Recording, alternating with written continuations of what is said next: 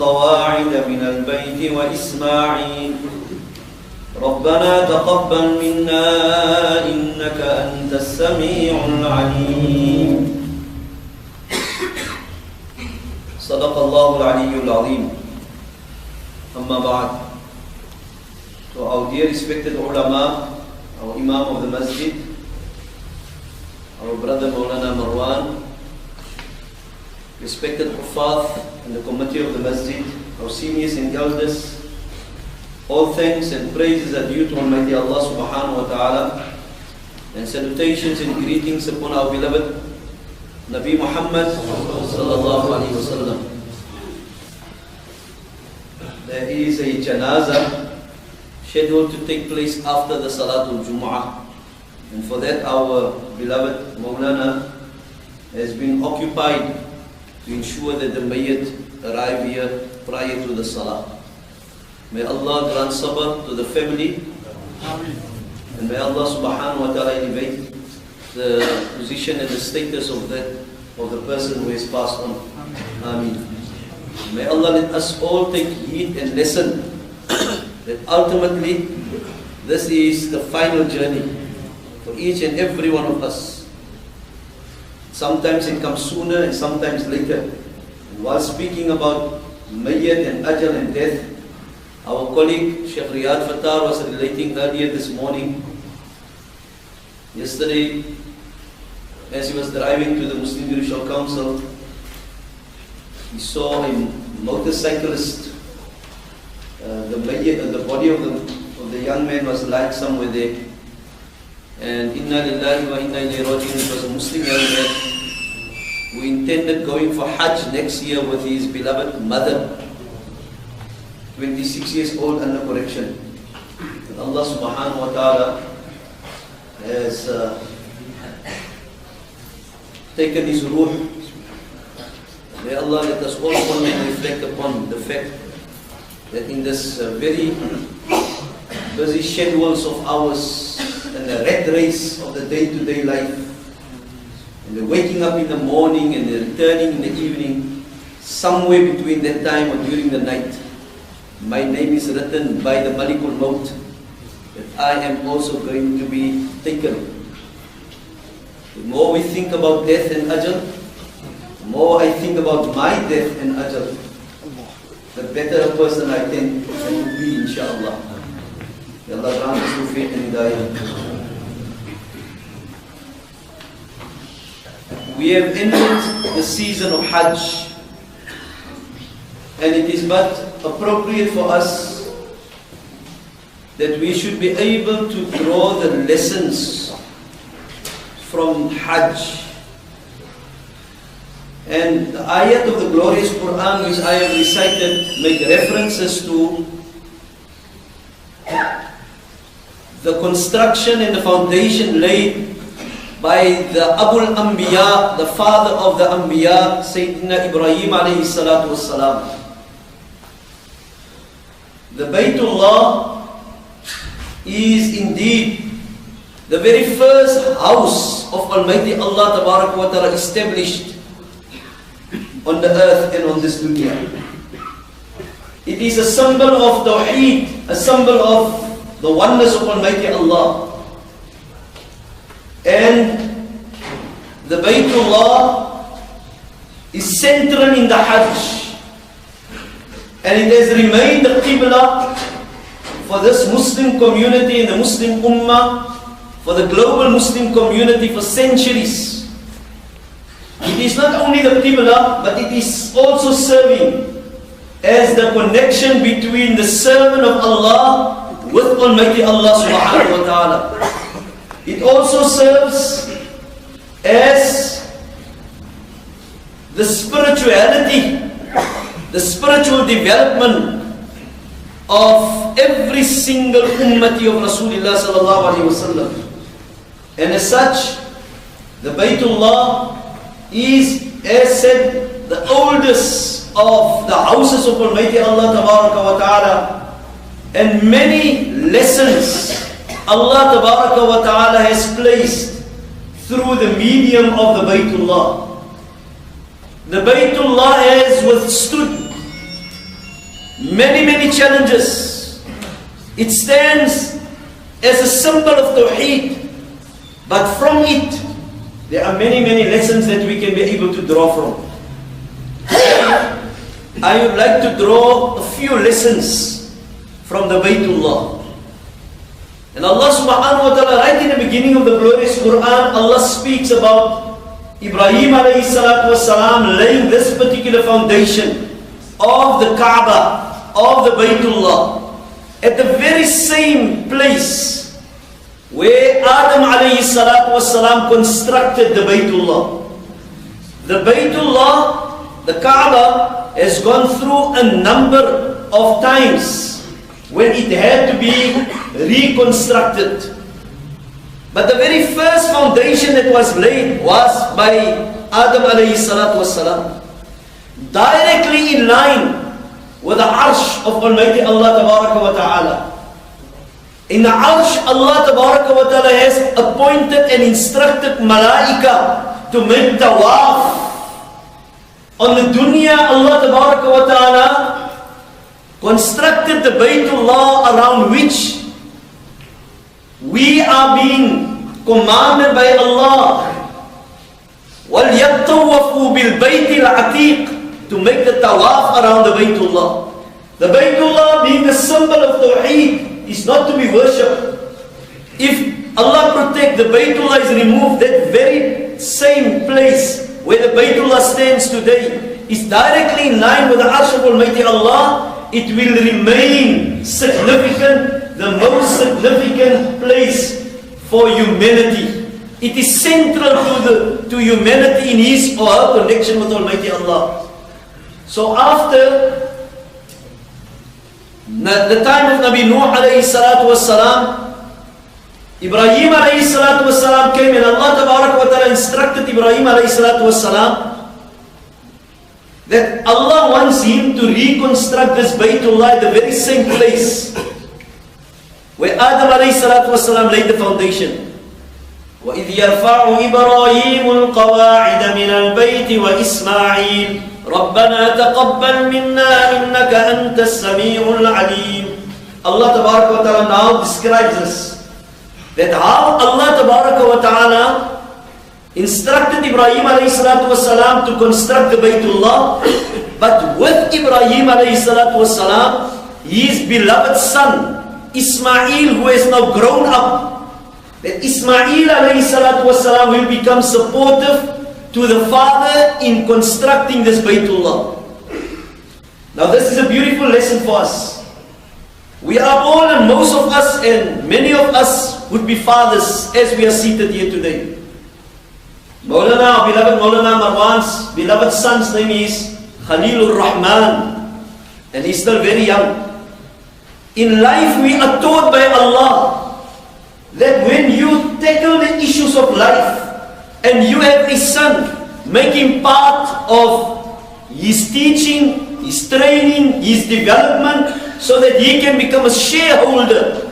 Ismail alayhi salatu wassalam, despite the fact that laying this particular foundation and building the house of Almighty Allah is such an enormous responsibility, Ibrahim alayhi salatu wassalam, by Allah is said that Ismail alayhi salatu wassalam is helping him in the construction and reconstruction of the Baytullah. In relationship, today in the relationship between fathers and sons, we see and we witness and we can testify to it. I also have the father of 3 sons.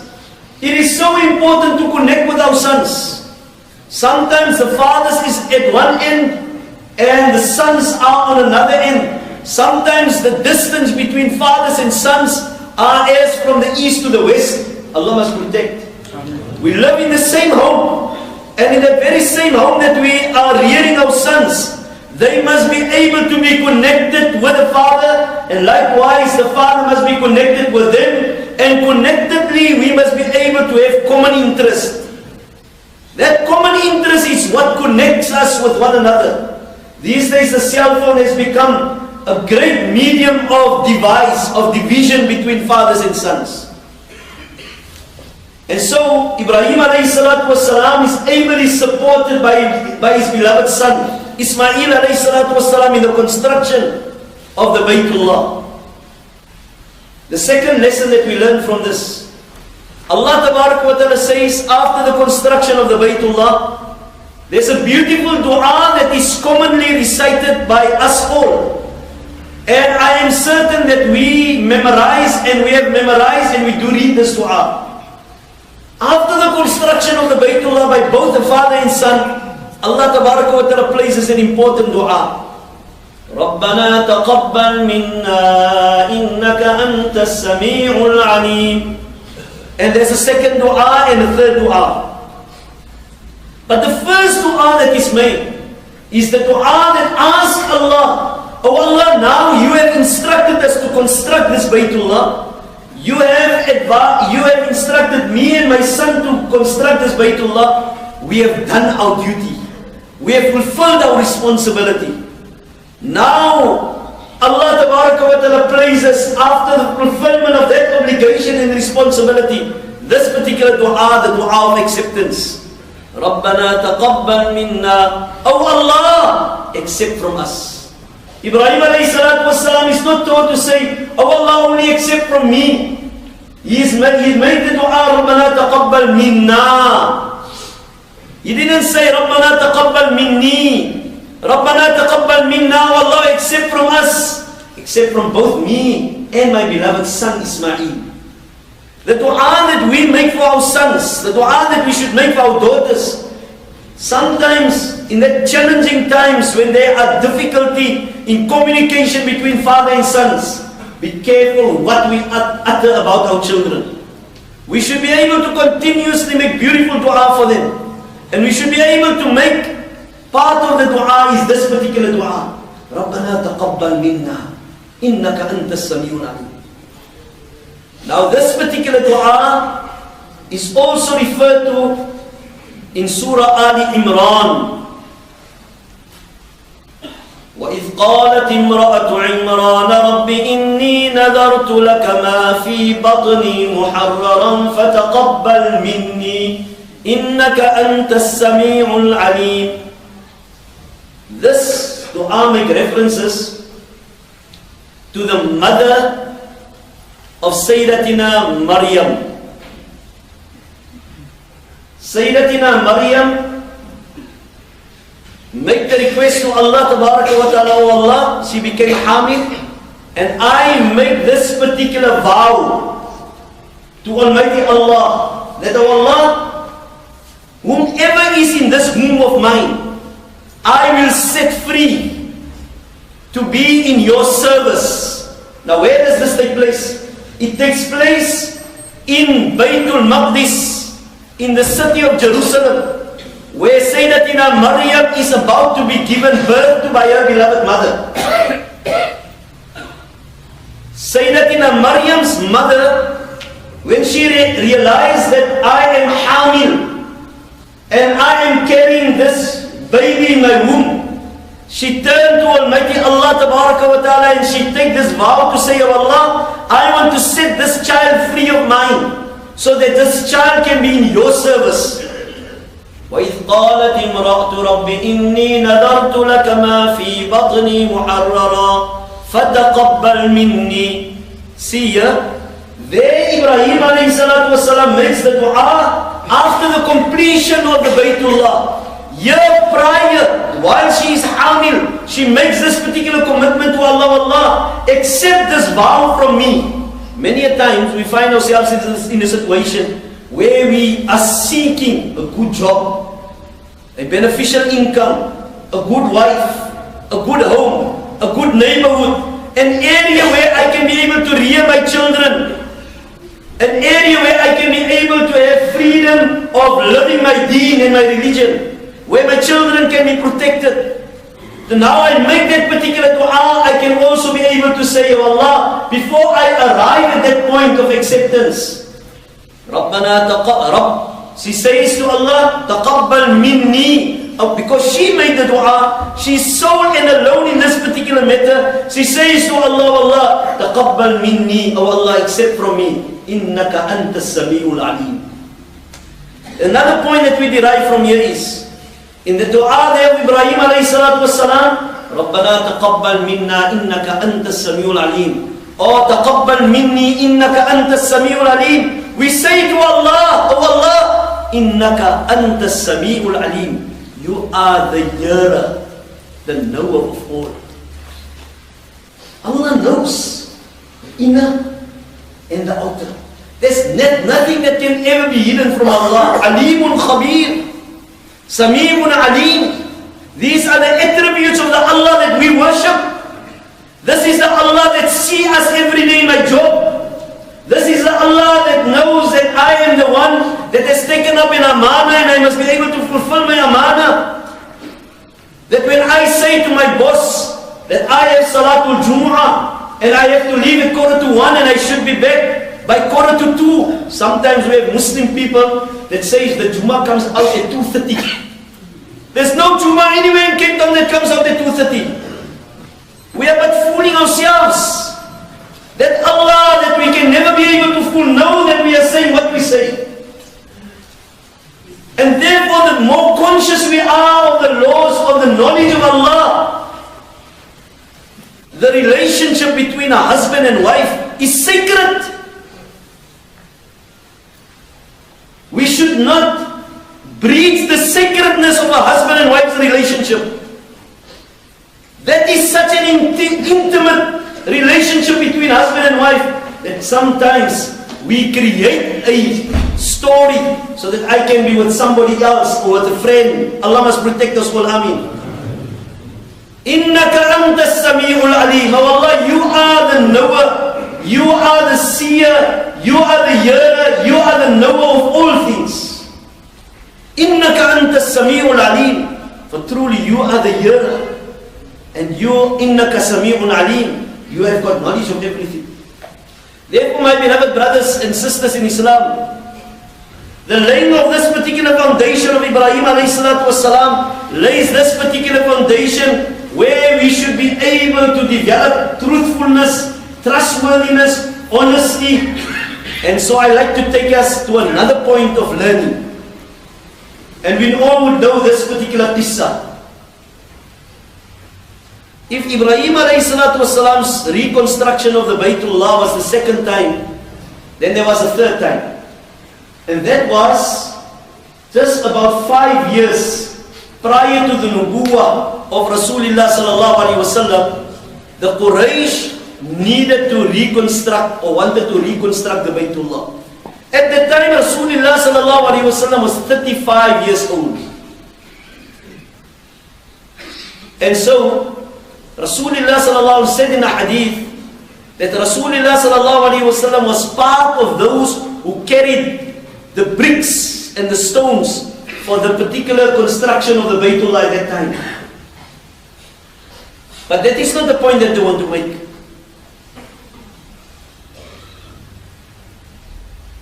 The volatility of the Arab tribes amongst each other was well known. That sometimes there is one spark, and it leads to many years of violence. So here was a potential situation of great conflict. The Baytullah is constructed. The Hajari Aswad, the black stone as it is known to us, and for just a reminder to myself and all of us, the Hajari Aswad is that stone that Allah Tabaraka wa Ta'ala sent from the Sama, from Jannah, and Allah Tabaraka wa Ta'ala sent that stone to the dunya, and it is placed in one of the corners of the Baytullah.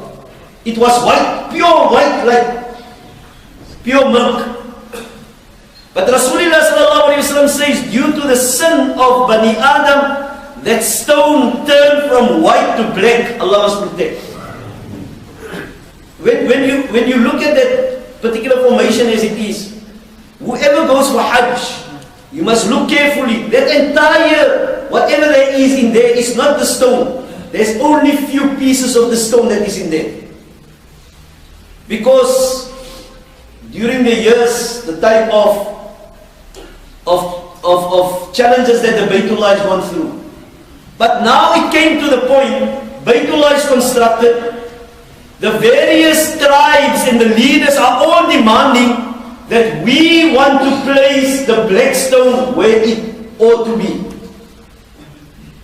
And they have their quarrels amongst themselves. They come to the decision to say, okay, let's see various narrations pertaining to this.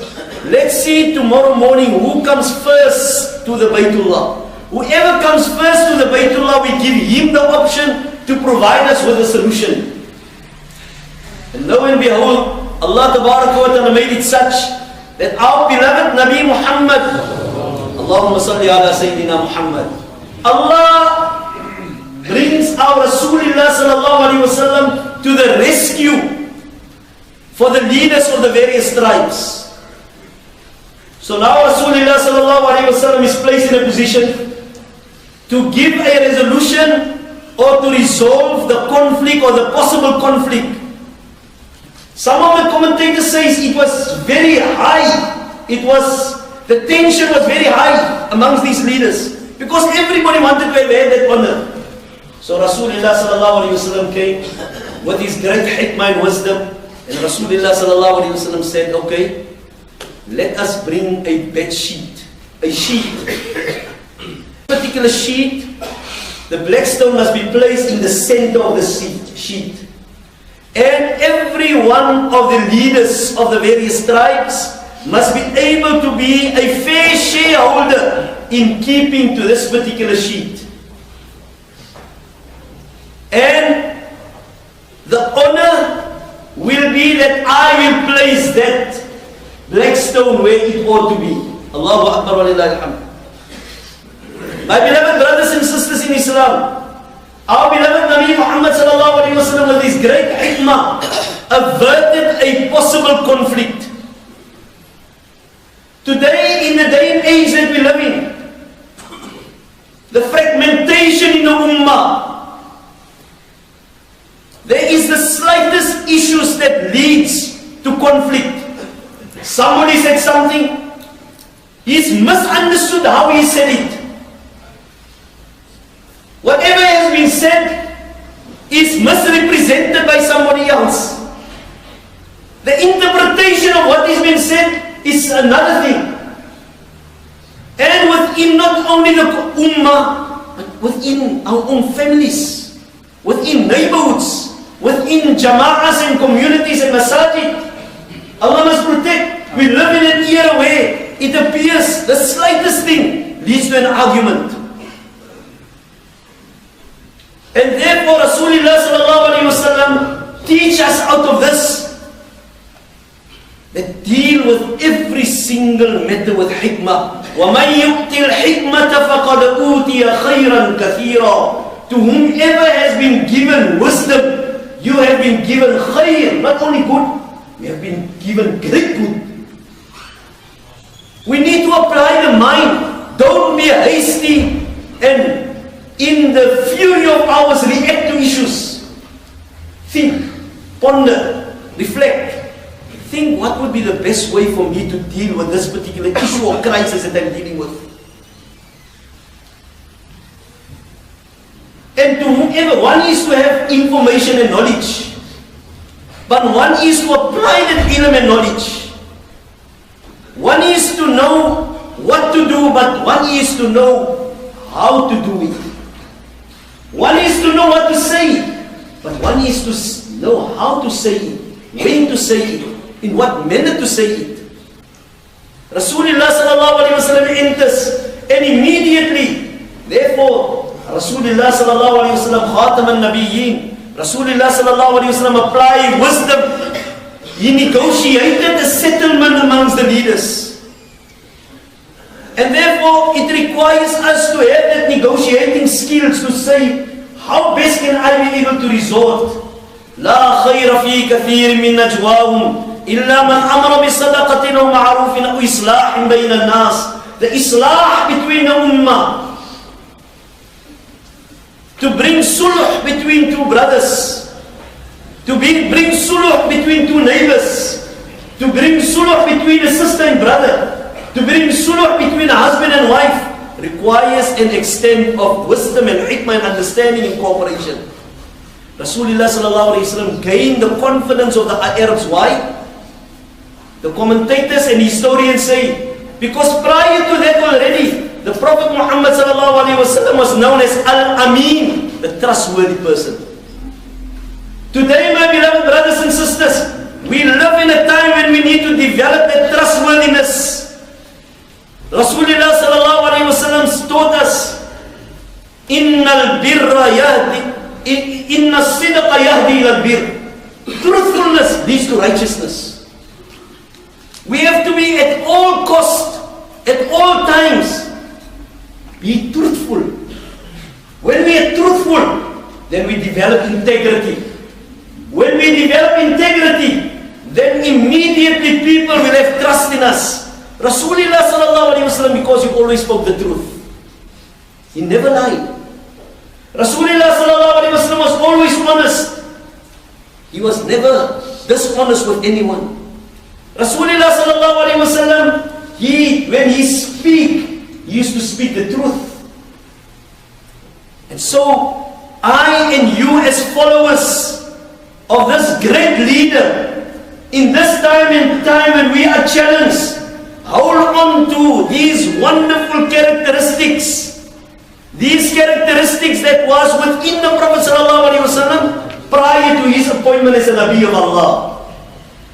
As a human being, we need to have this.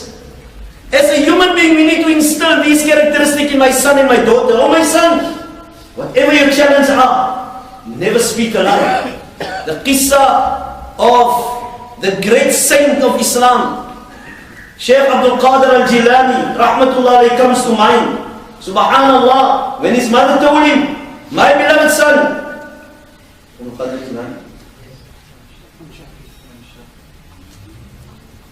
never speak a lie, irrespective of what you are faced with. Teach our children to be honest, hardworking business people, but don't steal from the time of the boss. May Allah subhanahu wa ta'ala, my beloved brothers, we have entered into the season of Hajj. May Allah let us learn from the Baytullah. Let us learn from the lessons of Rasulullah sallallahu alaihi wasallam. Let us carry forward being the true ambassador of this great leader for humanity, so that humanity can be able to be led by great people like yourselves who carry the shahada of Ashhadu an la ilaha illallah wa Ashhadu anna Muhammadan Rasulullah sallallahu alaihi wasallam. May Allah subhanahu wa ta'ala grant all Hajj, all Hujjaj, Hajj Maqbool Mabrur. May Allah subhanahu wa ta'ala grant them good health and safety, and may Allah grant them to be spiritually inspired, that when they return, inshallah Aziz, we can be able to gain from the many, many lessons that they have gained. But for all of us, let us continue with the lessons that the Baytullah share with humanity, so that we can be able to become better servants of Almighty Allah.